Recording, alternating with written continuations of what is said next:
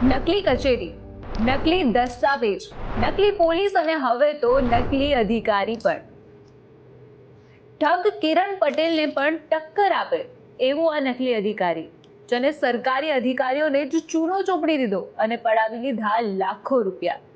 આખરે કોણ છે આ શ્રી 420 જેને સરકારી રૂપે જ જલસા કર્યા, મોંઘી ગિફ્ટ્સ લીધી અને પોતાના જ કામ કઢાવ્યા? નમસ્કાર, આજની ક્રાઇમ કહાની સાથે હું છું ખુશ્બુ પંડ્યા.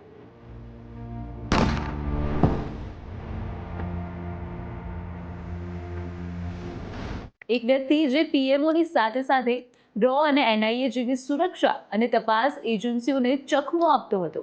એક વ્યક્તિ જે નકલી અધિકારી બની પોતાનો પાવર બતાવતો હતો. 4 વર્ષના ગાળામાં તે કામમાં એટલો માહિર થઈ ગયો હતો કે ગુજરાત પોલીસના સબ ઇન્સ્પેક્ટરને ધમકાવી દેતો હતો. રૂપેશ દોશી અમદાવાદના બોપલ વિસ્તારમાં રહેતો હતો. તે શેર માર્કેટમાં કામ કરનાર એક સામાન્ય વ્યક્તિ હતો, પણ તેનું દિમાગ અને બોલવાની સ્ટાઇલથી કોઈને પણ બાટલીમાં ઉતારી શકતો હતો. રૂપેશને કોરોના વખતે શેર માર્કેટમાં ભારે નુકસાન થયા બાદ તેને એક યોજના બનાવી. તેના શોખ ઊંચા હતા. તેને મોંઘી ગાડીઓમાં બેસવાનો, ફરવાનો ખૂબ જ શોખ હતો. તેથી જ તો તેને એવા ટાર્ગેટ શોધ્યા જેને તે તેની જાળમાં ફસાવી શકે.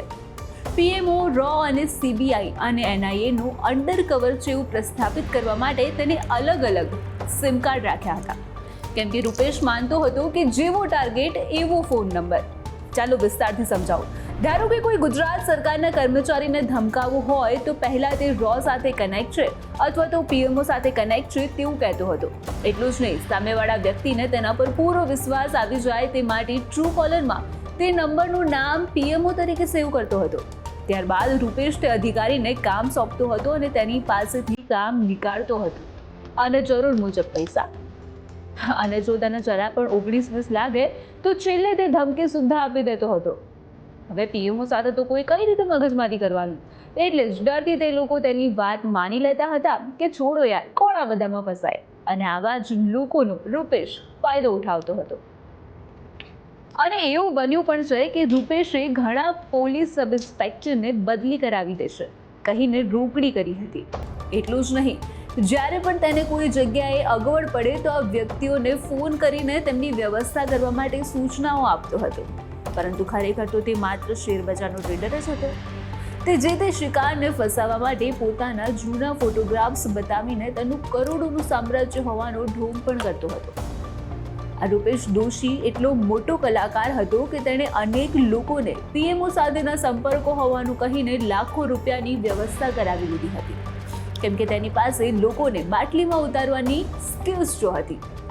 અને આ જ સ્કિલ્સનો ઉપયોગ કરીને અનેક લોકોને પોતાની વાતોમાં ભરમાવી બાટલીમાં ઉતારી દેતો હતો. તેણે લોકડાઉન પછી ધીમે ધીમે સરકારી કચેરીઓમાં જઈને પહેલા મોટા અધિકારીને અને ત્યારબાદ બહાર નીકળતા જ નાના અધિકારીઓને દમ મારવાનું શરૂ કર્યું. તેમજ પોતાની સાથે આ શું ખેલ થઈ ગયો છે નાના કર્મચારીઓ સમજે તે પહેલા જ થોડા ઘણા લોકો તો રૂપેશના જાળમાં ફસાઈ જતા હતા.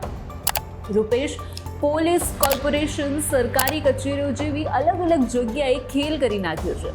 હવે તમને થતું હશે ને કે આખરે 4 વર્ષથી આટલું બધું ચાલી રહ્યું હતું તો કોઈએ ફરિયાદ કેમ ન કરી, આટલો મોટો કાંડ સામે કેમ ન આવ્યો?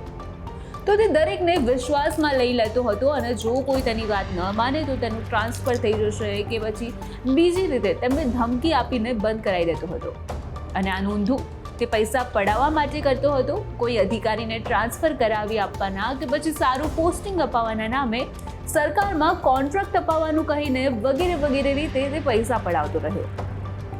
અને વાત ફક્ત પૈસાએ આવીને નહોતી અટકી. પોતાના દીકરાના ઘરે આવવા જવા તે એરપોર્ટ પરથી જ કોઈ અધિકારીને ફોન કરી દેતો અને પોતાના માટે ગાડી બુક કરાવતો. પરિવાર સાથે જમવા જવાનું હોય તો પણ ઈએમસીના અધિકારીઓને આદેશ આપતો અને વ્યવસ્થા પણ ગોઠવાઈ જતી. મોલ, શોરૂમમાં ખરીદી વગેરે વગેરે તે પીએમઓની ઓળખાણો આપીને કરાવતો ગયો. તો હવે સવાલ એ થાય કે તો આખરે આ મહાઠગ રૂપેશની પોલ કઈ રીતે ખુલી? તો અમદાવાદ મહાનગરપાલિકાના એક અધિકારી પાસે પણ તેને રૂપિયા પડાવવાના બહાને આ જ વસ્તુ કરી. પણ આ વખતે તેની કિસ્મતે તેનો સાથ ના આપ્યો અને તે અધિકારીએ ક્રાઇમ બ્રાન્ચમાં ફરિયાદ નોંધાવી હતી કે વિષ્ણુ જોશી નામનો પીએમઓનો અધિકારી તેને વારંવાર હોટલમાં જમવા કે પછી અન્ય સુવિધાઓ માટે ફોન કરીને પરેશાન કરી રહ્યો છે. અરે બસ, પોલીસ તપાસ કરી કે કોણ છે આ વિષ્ણુ જોશી. તો તપાસમાં સામે આવ્યું કે વિષ્ણુનું અસલી નામ રૂપેશ દોશી છે અને તે સાઉથ બોપલની મેરીગોલ્ડ સોસાયટીમાં રહે છે. જ્યારે રૂપેશને આનો ખ્યાલ આવ્યો કે તે તરત જ મુંબઈ ભાગી ગયો. અમદાવાદ પોલીસે પણ તેને ઝડપી લેવા માટે મુંબઈમાં ધામા નાખ્યા.